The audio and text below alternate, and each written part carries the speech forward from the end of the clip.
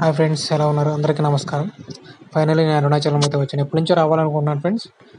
ఇప్పుడు వచ్చాను. సో నేను ఇప్పుడు గిరి ప్రదక్షిణ చేద్దాం అనుకున్నాను. కానీ పగటిపూట చేద్దామని ఆలోచనలో ఉన్నాను. సో ఏం జరుగుతుందో చూద్దాం. ఫస్ట్ నేను గుడి దగ్గరికి అయితే వెళ్ళాను.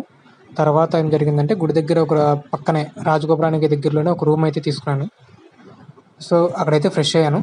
తర్వాత ఎండ అయితే చాలా బాగా వేస్తుంది. సో చాలామంది గిరి ప్రదక్షిణ నైట్ టైం చేయండి అని అంటున్నారు. కానీ నా ఆలోచన ఏంటంటే గిరి ప్రదక్షిణ దర్శనం చేసుకుని ఈ నైట్కి బస్సు ఎక్కుదామని ఆలోచనలో ఉన్నాను కాబట్టి నేను పగలే చేద్దామని ఆలోచనలో ఉన్నాను. పగలు చాలా నేనే కాదు చాలామంది చేస్తున్నారు. సో ఫైనల్లీ నేను రాజగోపురం దగ్గరికి అయితే వచ్చాను. రాజగోపురం దగ్గరికి వచ్చి నేను కొబ్బరికాయ కొట్టి కర్పూరం వెలిగించి దండం పెట్టుకుని దండం పెట్టుకునే టైంలో గోపురానికి దండం పెట్టిన టైంలో లెఫ్ట్ సైడ్ నుంచి మనం గిరి ప్రదక్షిణ స్టార్ట్ చేయాలి. మన లెఫ్ట్ హ్యాండ్ సైడ్ నుంచి గిరి ప్రదక్షిణ అనేది స్టార్ట్ చేయాలన్నమాట. స్టార్ట్ చేసిన తర్వాత మనకి అరుణగిరి చుట్టూ అష్టలింగాలు ఉంటాయన్నమాట. సో ఫస్ట్ అనేది ఇంద్రలింగం మనకు వస్తుంది. ఇంద్రలింగం దర్శించుకోవాలి. అలా ఇంద్రలింగం, అగ్నిలింగం, యమలింగం, నైరుతిలింగం, వరుణలింగం, వాయులింగం, కుబేరలింగం, ఈశాన్యలింగం, ఇలా అష్టలింగాలు వస్తాయి. కంపల్సరీ మీరు అష్టలింగాలను దర్శించుకోండి.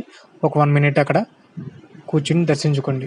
గిరి ప్రదక్షిణ చేసే సమయంలో మనకు ఆవులు కానీ, కోతులు కానీ, జింకలు కానీ మనకు కనపడినప్పుడు కంపల్సరీ ఏదైనా ఫుడ్ పెట్టి వాటికి నీళ్లు త్రాగించే ప్రయత్నం చేయండి. అది మనకు చాలా మంచి ఫలితాన్ని ఇస్తుంది. గిరి ప్రదక్షిణ చేసే సమయంలో చెప్పులు వేసుకోవద్దు, సాక్స్లు వేసుకోవద్దు. అలా కొత్త కాళ్ళతోనే మనం గిరి ప్రదక్షిణ అనేది చేయాలి. మనం ఆ శివనామ స్మరణతో గిరి ప్రదక్షిణ అనేది మనం చేయాలన్నమాట. ఎటువంటి మసాజులు చేయించుకోమాకండి. దారిలో మసాజులు చేసేవాళ్ళు ఉంటారు కాళ్ళ నొప్పులకి. కానీ దాన్ని చేసుకోవడం వల్ల మళ్ళీ మనం తిరిగి చేసుకున్నప్పుడు బాగానే ఉంటుంది. చేసుకుని మళ్ళీ రీస్టార్ట్ చేసినప్పుడు మాత్రం ఎక్కువ దూరం నడవలేము అనమాట. సో అలాంటి మసాజులు ఏం చేయించుకోమాకండి. వీలైనప్పుడు కొంచెం రెస్ట్ తీసుకోండి, కొంచెం వాటర్ తాగండి, డిహైడ్రేషన్ అవ్వకుండా వాటర్ తాగండి, మళ్ళీ మూవ్ అవ్వండి. ఫుడ్ కూడా తక్కువ తీసుకోండి, తేలికపాటి ఫుడ్ తీసుకోండి. గిరి ప్రదక్షిణ అయిపోయినాక ఒకవేళ దర్శనం లేట్ అవుతుంది అనుకుంటే రూమ్కి వెళ్ళి ఫ్రెష్ అయ్యి మళ్ళీ దర్శనానికి రండి. ఇంకో విషయం ఏమిటంటే ఇక్కడ ఆటో వాళ్ళు బీభత్సంగా దోచుకుంటారు అనమాట. మన తెలుగు వాళ్ళు అంటే మరీనే అనమాట. ఇక మామూలుగా ఉండదు. 2-3 కిలోమీటర్లకు 400-500 అడుగుతారు.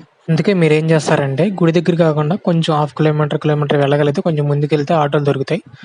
సో అక్కడ నుంచి కొంచెం తక్కువ తీసుకునే అవకాశాలు ఉంటాయి కొన్ని సందర్భాల్లో. ఇంకా అరుణాచలం అంటే మహిమలు, వింతలు, విశేషాలు చాలా ఉంటాయి అన్నమాట.